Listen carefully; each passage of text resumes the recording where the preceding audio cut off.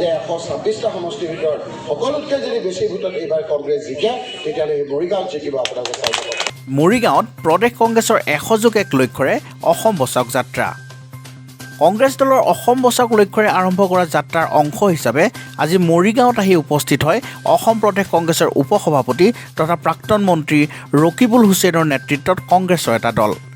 কংগ্ৰেছৰ নিৰ্বাচনী ইস্তাহাৰৰ 101 লক্ষ্য পূৰণৰ বাবে আজি মৰিগাঁৱৰ 12 বুজিয়াত 3গৰাকীকৈ শ্বহীদৰ প্ৰতিমূৰ্তিত মাল্যাৰ্পণ বন্তি প্ৰজ্বলন কৰাৰ উপৰিও শ্বহীদ পৰিয়ালৰ লগত মত বিনিময় কৰে প্ৰদেশ কংগ্ৰেছৰ দলটোৱে।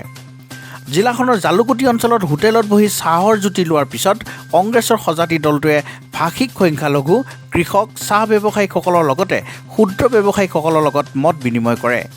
তাৰ পিছতে কংগ্ৰেছ দলটোৱে আহি সন্ধিয়াৰ ভাগত জিলা সাংবাদিক সংস্থাৰ সভাগৃহত সাংবাদিকসকলৰ লগতে কেইবাটাও অনুষ্ঠান প্ৰতিষ্ঠানৰ লগত ভাৱ বিনিময় কৰে।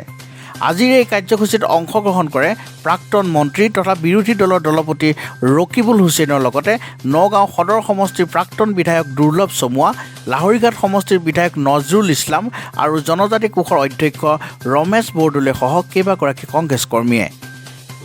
আজি এক বাছ যাত্ৰা আৰম্ভ কৰিছে কংগ্ৰেছ দলে আৰু এই বাছ যাত্ৰাৰ জৰিয়তে ৰাইজৰ ওচৰলৈ গৈছে আৰু ৰাইজৰ অভাৱ অভিযোগৰ বুজ লৈছে আৰু সেইমতে নিৰাকৰণৰ কাৰণে কি কৰিব পৰা যায় আমাৰ কথাখিনি ভাৱৰ আদান প্ৰদান কৰিছিলোঁ।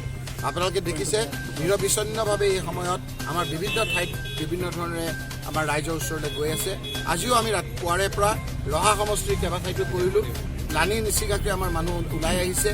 আমি দেখা কৰাৰ সময়তে তেওঁলোকৰ পৰা আমি আশীৰ্বাদ বিচাৰিলোঁ যে এইবাৰ অসমত যি আইন জোৰকৈ জাপি দিব বিচাৰিছে সেই আইনখন বাতিল কৰাৰ কাৰণে আপোনালোকক আশীৰ্বাদ বিচাৰিছোঁ। নিউজ ডেস্ক ৰিপৰ্ট মৰিগাঁও সংবাদ।